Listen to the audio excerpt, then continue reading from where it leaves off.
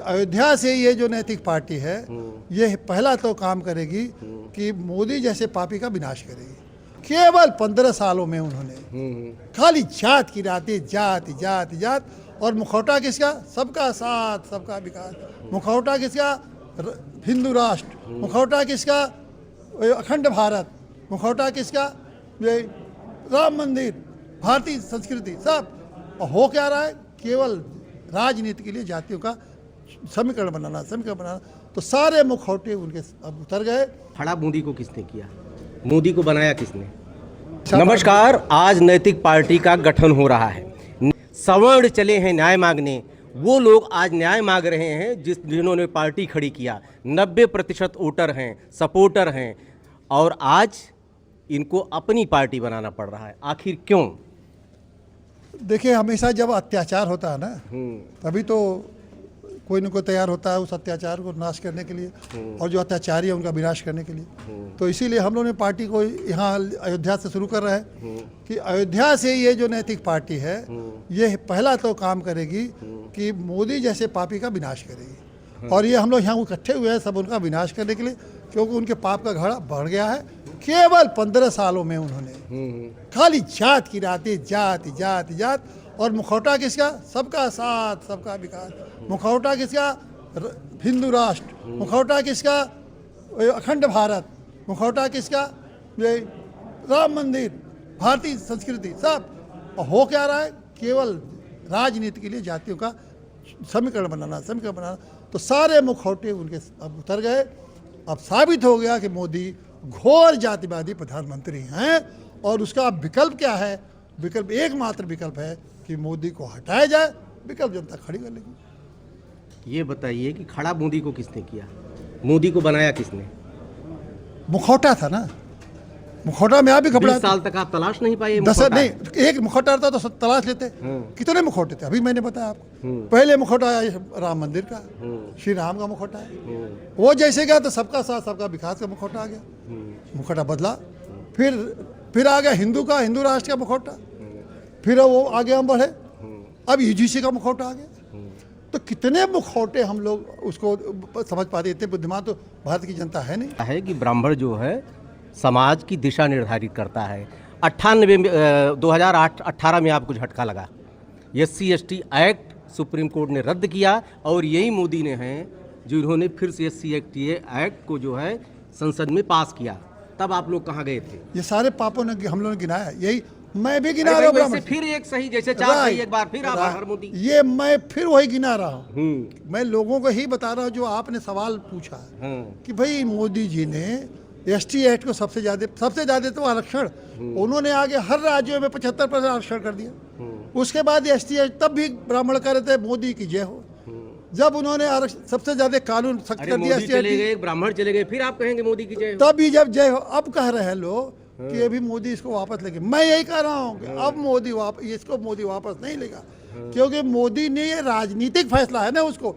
ये भ्रम में मत रहिए कि देश और समाज के है, बल्कि इस बार जो आप पूछ रहे हैं कि ब्राह्मण क्यों इस बार आप इतने उग्र हैं, इसलिए कि अभी तक तो अपने पर था, अब उनके बच्चों का मोदी ने ये जो वार किया है ना, ये अभिमन्युओं पर किया है। जैसे अभिमन्यु को घेर के मार डालो, तो इस बार अभिमन्युओं पर ये हमला है, बच्चों पर हमला है। अच्छा, जाएंगे आप? विकल्प ये तलाशेंगे, पहले गिराएंगे? कोई विकल्प, एक विकल्प मोदी हराओ, यही विकल्प है। मोदी हरा हुआ विकल्प है ना। इंदिरा गांधी से ज्यादा। अच्छा, एक चीज बताइए। मैं बता दूं, इंदिरा गांधी से ताकतवर तो मोदी है नहीं। जब इंदिरा इमरजेंसी थी तो इंदिरा गांधी की 10 लाख लोगों की कोई नेता था ही नहीं, सब जेल में थे। और उसके बाहर आए, 15 दिन में पार्टी बनी और विकल्प। अभी तो साल भर में खाली जनता समझ जाना है कि ये मोदी तो मुखौटे वाला आदमी है, ये तो घोर जातिवादी है। पर देखिए, ऐसा विकल्प बनेगा कि हमेशा के लिए देश से जातिवाद भी खत्म हो जाएगा। और आज हमने नारा दिया है कि 90% का, मैं 90% कौन है?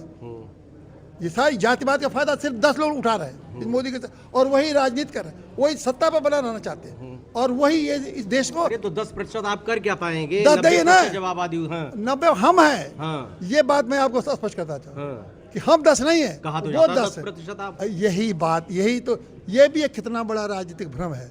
हम 90 है, और मैंने इसीलिए यहाँ से ललकारा है कि 90 की ललकार है, मोदी तेरी हार है। अब 90% आपके माध्यम से मैं कहना कि समझ लीजिए 50% को आरक्षण नहीं मिला, 50% को आरक्षण मिला है।